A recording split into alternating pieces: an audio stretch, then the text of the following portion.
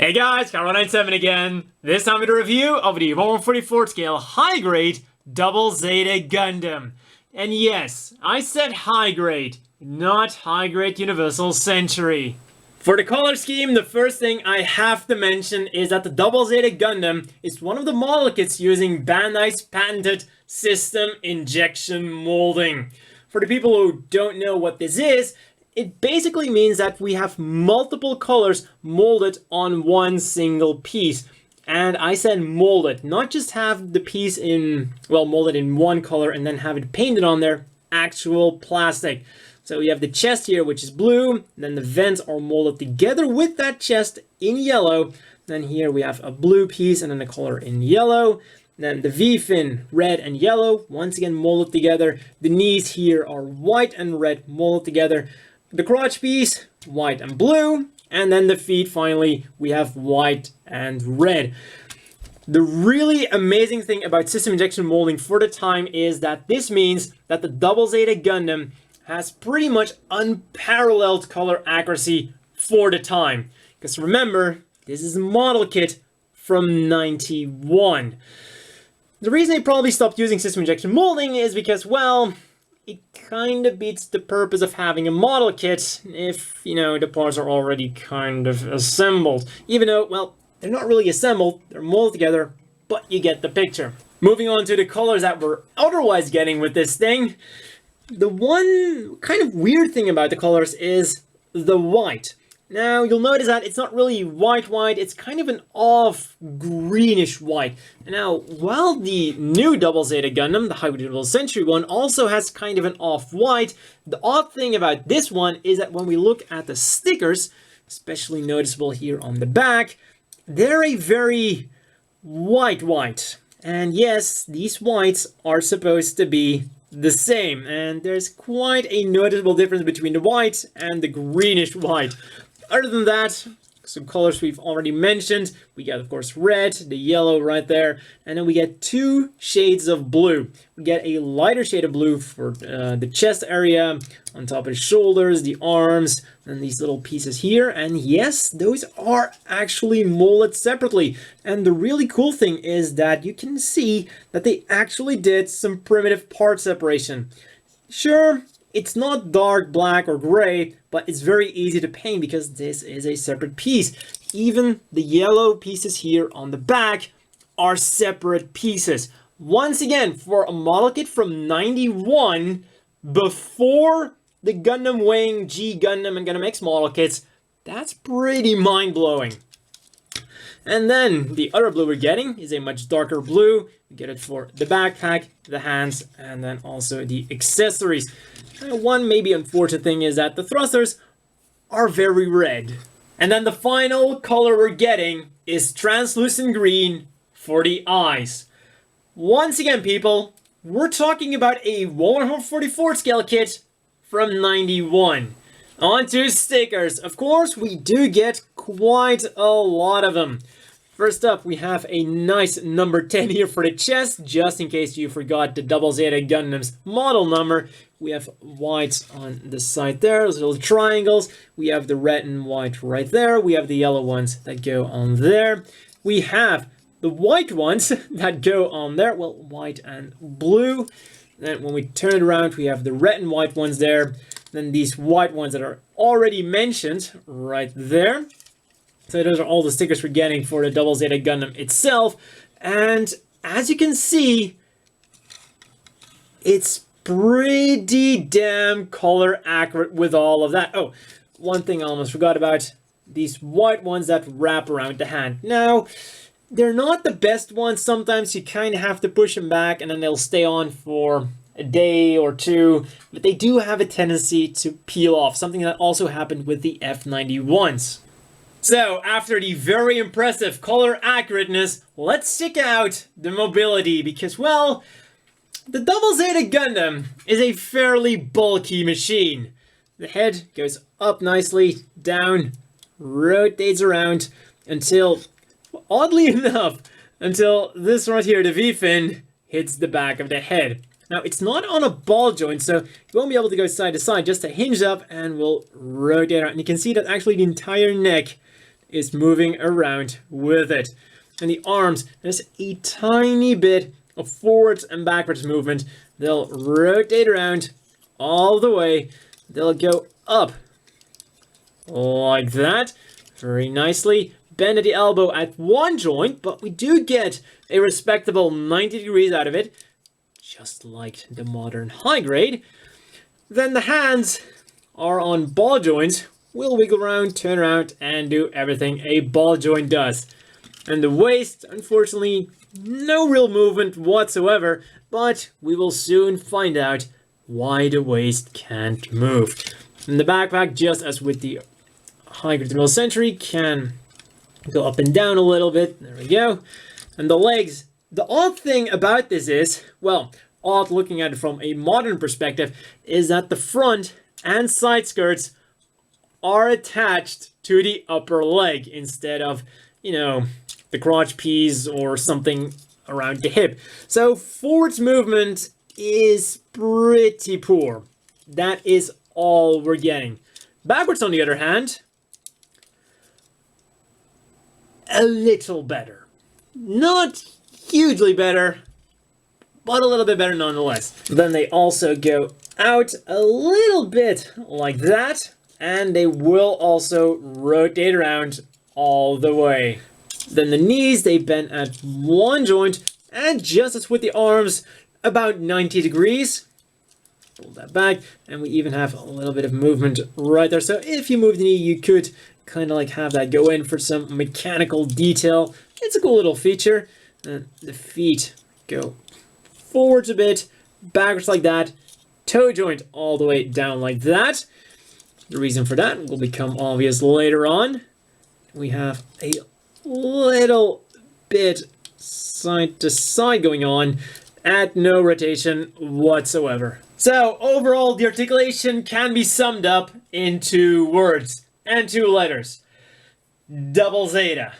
Meaning that this model kit can do pretty much everything you'd want the Double Zeta Gundam to do, but not a lot more. And by that I mean, it can point its gun, it can move its legs around a little bit to get in somewhat of a flying pose, and that's about it. But you know, I always say that articulation is only as relevant as it is to the actual mobile suit, and the Double Zeta Gundam isn't really known as a Kung Fu mobile suit. It is a very bulky, impressive mobile suit that's mainly known for heavy attack power rather than mobility. So in that aspect, it does get a pass with the mobility that it has. And on top of that, for 91, it is still pretty impressive. On to accessories. Of course, the first thing we're getting is the Double Zeta Gundam's double beam rifle. And the cool thing about it is, clear green scope. Just with the eyes, some really cool green. So we move them around. You can put it in either the left hand or the right hand. Simply slide it in there. There we go. All the long-range firepower the Double Zeta Gundam needs. But just in case some unfortunate Neo Zeon soldier should get too close, we always have those giant beam sabers on his back. And in order to wield them, we get one right holding hand. Unfortunately, no left one, but at the bright side, you can put the giant beam rifle in his left hand. So you simply pop it out, pop this thing in, and then you put the single chopstick in there. Unfortunately, we do not get a pair, nor do we get a clear pink beam saber for it. But what you can do is, these are removable, so you can do one of 2 things. Either simply saw this off, put a beam saber in there, and put it in the hand, because these are very much the same. Or, if you just want to be a bit lazy, you grab a Master Grade style beam saber blade, you wrap a little bit of tape around there, whether it's masking tape or regular tape, and then you can simply put them in that end. Now sure, your beam saber is upside down, but as you might be aware of, these also double as beam cannons. So this also makes for a very nice effect for the beam cannons. So Master Grade beam saber with a little bit of masking tape works perfect with this thing. Oh, and as far as holding on to the beam sabers is concerned, it's a bit hit and miss. You can get him to hold it just fine, but take him around a bit too much, and it falls off very easily. But at least you can hold on to them to some degree, which is not something all later models can do. And now, the moment you've probably all been waiting for, the transformation. And yes, I said transformation, not parts formation. Yes, this is still the same model kit from 91 we're talking about. Feel free to pick up your jaw from the floor at any time now. So let's begin. First up, very simply, the double beam rifle. Simply do it like that. There we go, very simple. Same as on the high grade. And that is pretty much where the similarities are going to end. This, the high grade could do as well. But now, we're going into some serious transformation. Alright, one thing that's not really transforming is you gotta remove the head. But in the grand scheme of things, just having to remove the head sounds like a pretty good concession. Now, the only thing this model kit sometimes has some problems with is getting this to go up, because it's a very good fit. And once this thing is transformed, you know, it's a very stable model kit, so this will have to go off camera. There we go. Basically, you have to do this kind of specific movement that is kind of hard to pull off when you're trying to do it off camera. Then simply slide this in there, and that clicks to the top, and we get a very secure fit. And this is already kind of starting to look like it now. These fold down, that folds down, there we go, that goes down as well. And now probably one of the coolest and also somewhat unfortunate parts of the model kit, the way the hands transform. I really loved it when I saw that the hands could do this.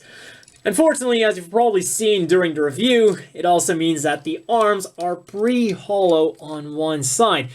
And I really think they could have filled that up.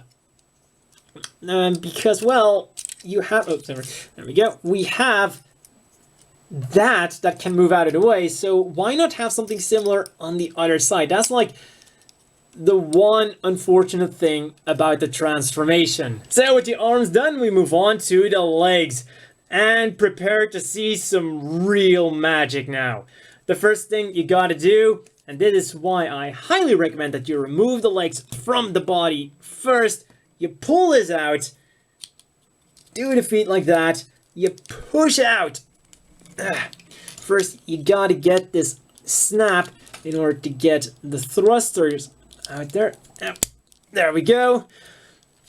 And then that thruster is going to come out. Just gotta be a little bit careful with it. Out you come. Thruster a bit stuck, and there it goes. Out it comes, and now we swivel this entire thing around. Do it like that. That goes there. It once again clicks into place. That turns around, and that is your transformation. I'm just going to say this again. I know I've said it a lot of times, but this is still that same 1/144 scale kit from 91 that just pulled off the Double Zeta Gundam's leg transformation masterfully. And I just gotta say that even though it might have at some points felt like I was breaking it, it's all like those little locking parts that give the Double Zeta Gundam an overall really good structural integrity. Talking about structural integrity, probably a good time to point out that we do get some screws to keep, you know, this here a bit tight. Because there's a lot of pushing and pulling involved. And with the legs done, we're as good as done with the G-Fortress itself. This here disconnects, goes to the back. This little peg here folds in, and then simply maneuver these things around to form the wings. These go there for more aerodynamics, and voila! We get a pretty damn impressive looking G-Fortress. The only thing I can say about it is that the small upper wings don't really like to stay up, and they do have a tendency to log themselves like that. But, you know, at least they're both at the same angle, so you still get a symmetrical result. And all of this is achieved by complete transformation. Minus removal of the head, but let's leave that aside. And one thing I always like doing with the G-Fortress is have these cannons up like that to, you know, increase its profile just slightly and make it look even more streamlined. Because, you know, as far as transformations are concerned, even though this thing is called the G-Fortress, it actually looks pretty streamlined and, you know, very much, well, slightly more like a spaceship than the regular transformed Gundam. Oh, and talking about these beam cannons right there, those beam guns, remember when I said that these could take Masquerade beam sabers, well, Masquerade beam saber handles, if you put a little bit of tape on them? Well, same thing goes for those. They just take slightly more. As you can see, they're a little bit loose in there. But, once again, a very cool effect you can do if you have some spare Masquerade beam sabers hanging around. But of course, this thing doesn't just transform into the G-Fortress, you can also separate it. And one thing I really love about it is how it all locks into place, because you really have to move this thing up before it will separate. Once again, you hear that click in order to separate the pieces. Now this thing just slides out. I mean, I'm just amazed by this thing. Now here we have the front half, and we get the reveal of the core fighter. The core fighter that completely transforms. And for a transformable core fighter, as far as color accuracy is concerned, exactly the same as the new one. Albeit that this is a sticker, but shh, let's not talk about that too much. And we once again have some system injection molding going on. The yellow is molded together with the blue. So with a little core fighter transformed, let's move the core top out of the way and hook this thing up to, yep, there we go, the core base. So what we got to do, flip this around, flip the other thing around to create cute little wings, and then slide this thing in there. And there we go, the core base with the core fighter. One important thing to mention here is that if you're trying to hook up the core fighter as the core fighter to the core base, you kind of gotta find that sweet spot. Especially with these booster pods, if you pull them all the way out, your core fighter is not going to fit. Push them all the way in, and it's also going to be a little bit iffy. So you gotta find that perfect, you know, kind of balance, and then it will go in there absolutely perfectly. Now when you're just trying to hook up the core fighter when it's transformed, it's going to fit like a glove. It's just this particular combination that's a little bit finicky, but here we go. Once again, a great transformation for this old kit. Absolutely mind-blowing. As always, the inevitable question is, do you want to buy this? And well, there are two ways to look at this thing. One is the contemporary view, and two is the more modern view. First of all, the contemporary view. Oh my god. For 91, this thing is mind-blowingly amazing. it might have as well been a perfect grade. Because when you look at everything else that was out at the time, in 1/144 scale, it blows everything straight out of the water. Except for the other three from this same line. Heck, it even blows pretty much anything up to 2000 and even some of the early high-grade universal centuries straight out of the water as far as color accuracy is concerned, even without the stickers. Like the little blue pieces right there. Even some early high-grade universal centuries don't have that kind of detail in them. Just the attention to detail on this thing. The transformation it was able to pull off beautifully. And let's just say pretty much perfectly, except for the head. It's all just for the time an all-around amazing model kit.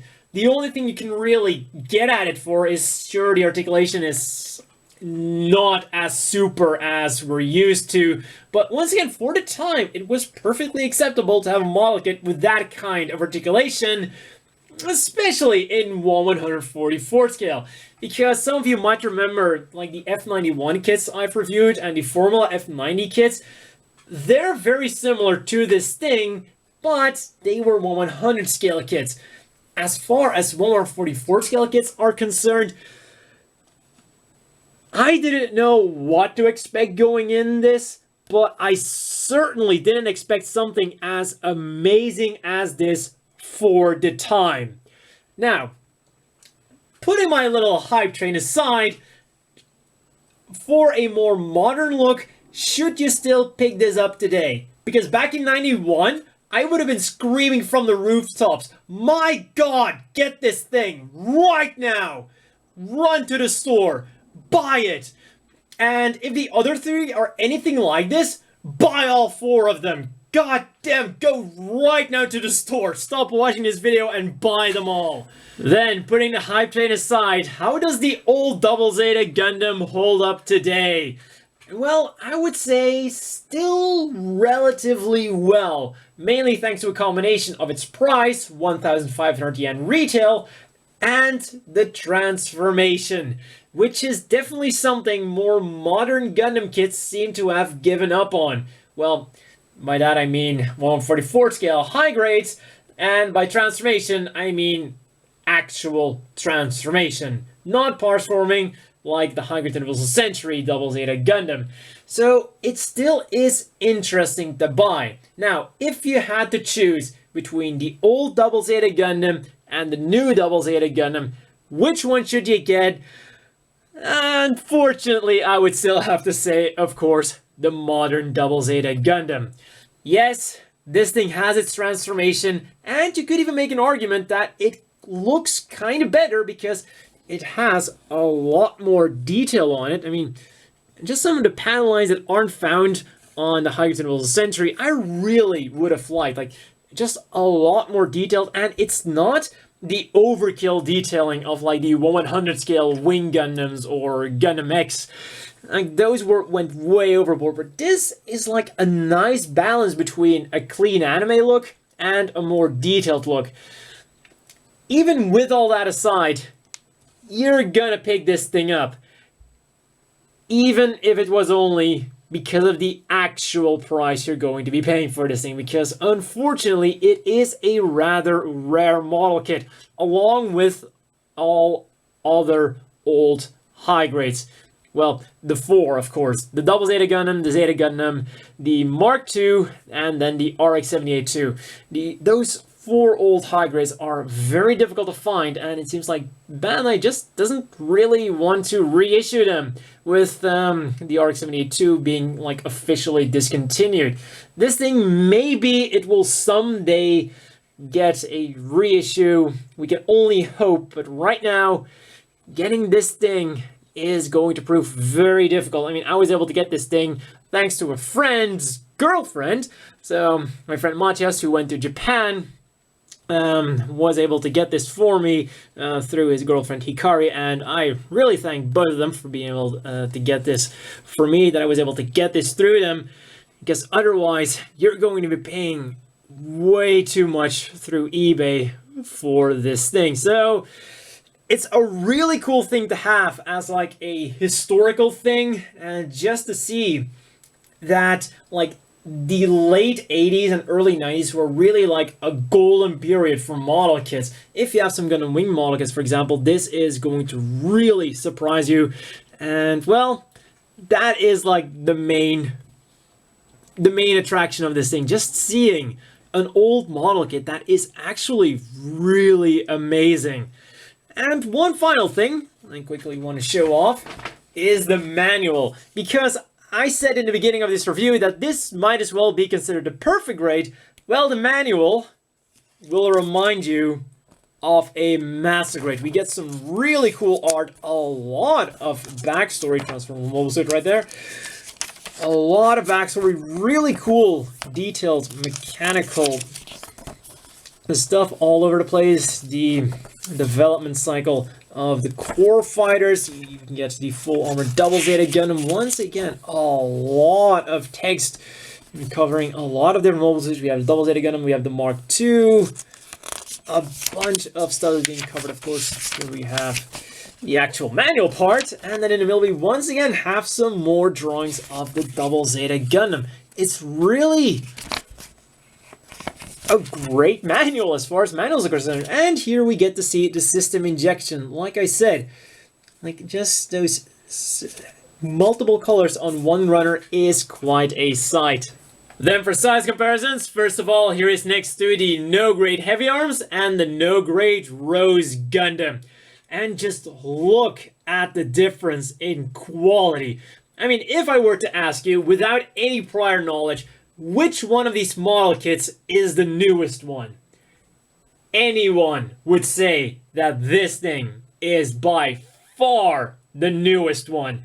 Yet, it is very much the opposite. Then here is next to one half of the Gundam team, the modern Double Zeta Gundam, and the modern Zeta Gundam.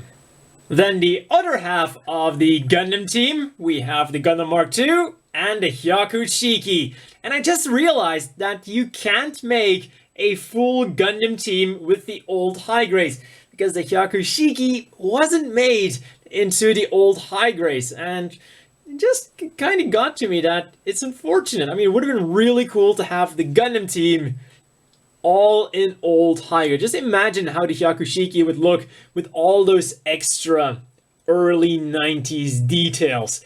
And I wonder how they would have gone about the yellow. I mean, they were trying a lot of crazy stuff, so it would have been really cool to see what early 90s gold coating would have looked like. And finally, here is next to the standard size Gym Custom and the always bulky Zaku 3. I mean, just compare our Double Zeta Gundam here next to the Zaku 3.